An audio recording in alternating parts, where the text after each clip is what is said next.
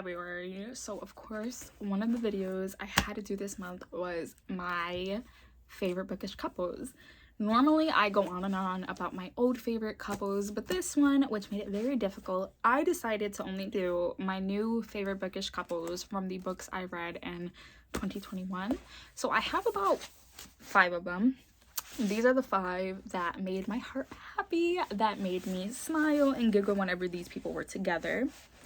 So let's go ahead and get started with this video, guys. Hi everyone, it's me again, Kiana, and welcome back or welcome to my channel. I post bookish content, videos, book reviews, book unboxings, everything on this channel. So as I said in my intro, hello, we are going to be doing my book favorite new bookish couples. These are the ones that I read specifically in 2021. I have 5, so let's go ahead and get started with this video. The first one, of course, is going to be From All the Stars and Teeth by Adeline Grace, and that is going to be Amora and Bastian. Amora, let's read it. This is the Owl Crate exclusive edition, by the way.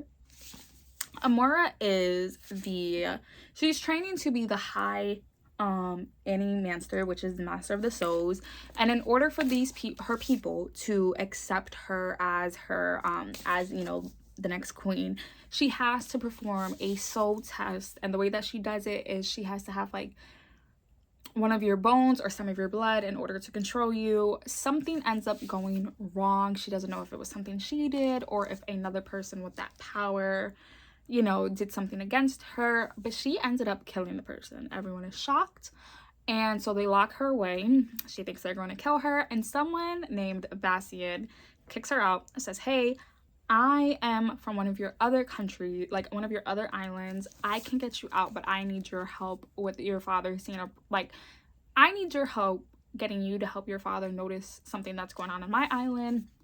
And so they run away. In this world, you have, you know, the home island, which is from the people who are the master of the souls. You have the healing, the growing, and you have another one. It's been a long time since I read this. I read this early in 2021, but I absolutely love them. Amora is technically betrothed to another prince, but Bastian did not care. He saw her for who she is. He didn't care that, you know, she messed up and he killed someone. He was like, hey, I killed someone too. I loved how whenever she doubted herself in this, he was quickly there to like put her back in her place and was like, oh princess, now you're acting like this. Now you want to act like you don't know what you're doing, but before you're like, I know what I'm doing. I'm meant to be this. I'm meant to be this.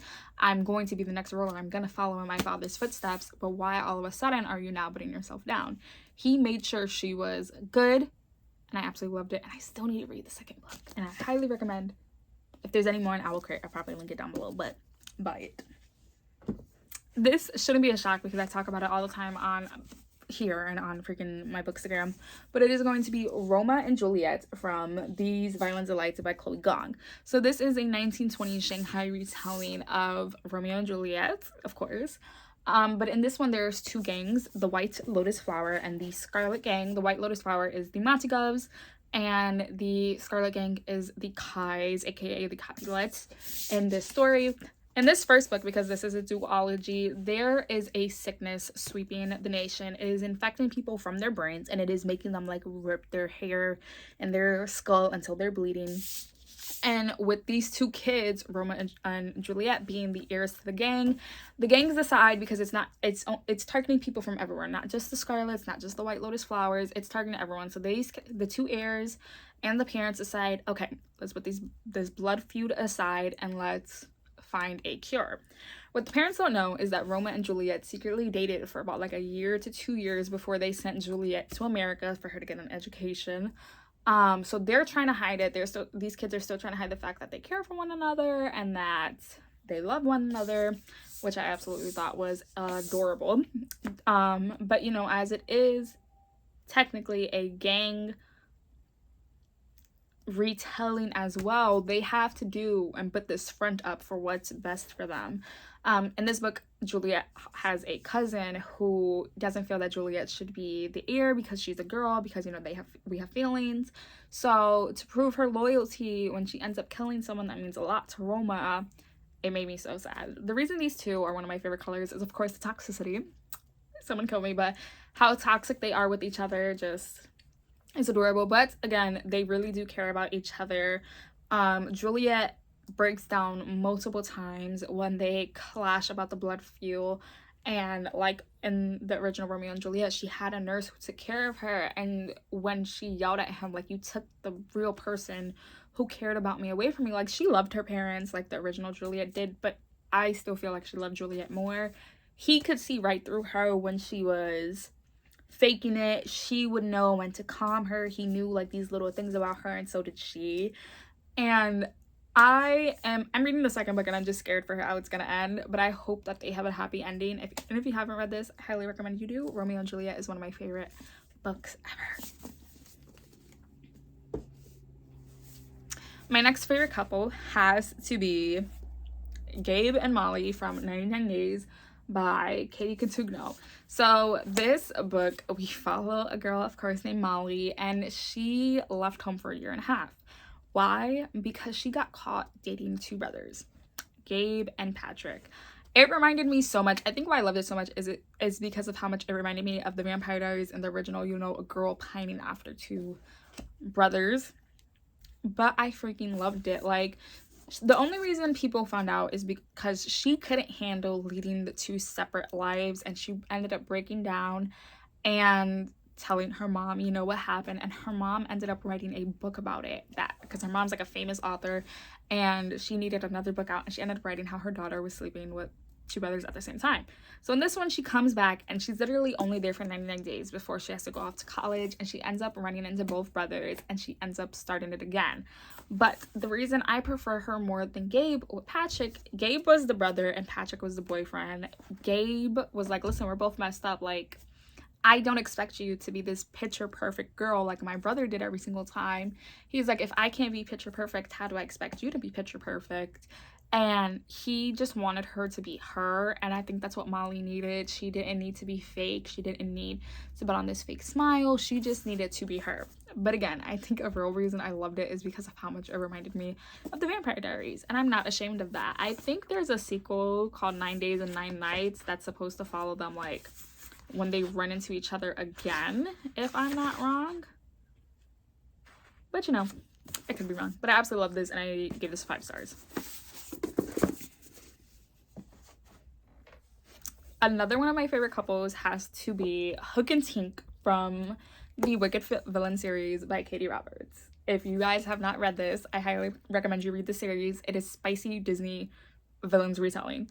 So in this one, of course, it is Hook and Tink. Tink made a deal with Hades to get protection from Peter, who was her boyfriend and who was abusing her. Oh, my nails match this.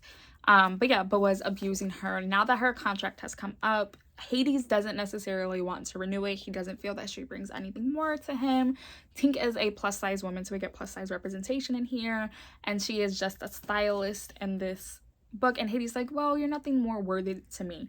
So she ends up making another deal with the devil, and that devil being Hook. She still wants protection because as soon as she steps foot out of Hades' compound, Peter is there. Peter is telling her, I have found you again. I will always find you, and I will kill you if you try to leave me again. So she makes a deal with Hook, and Hook was like, okay, I'll accept this deal, but there has to be a twist. You have to marry me so we can sell this as a real relationship to Peter. I love them because, like I said, Tink is a plus size woman. When her and Hook originally met, she was very skinny because Peter wouldn't feed her. Peter would make fun of her for being big. He was like, oh, you know, no one's really gonna love you besides me if you get big and fat. So he loved her no matter what. He always wanted her to be happy. And I don't know, out of all of these like retellings, I felt their love was the most genuine and not the fakest out of everyone in this series. Maybe besides Jafar and Jasmine. Maybe besides that one, but they're my favorite.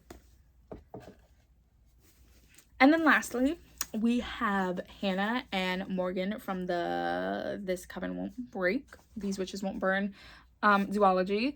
In this one, we follow a girl named Hannah, and she is an elemental witch. You have 3 different ones. Elements, which follow, you know, the 4 elements. Caster witches, who can only cast spells and potions. And then you have the blood witches, who are technically considered evil.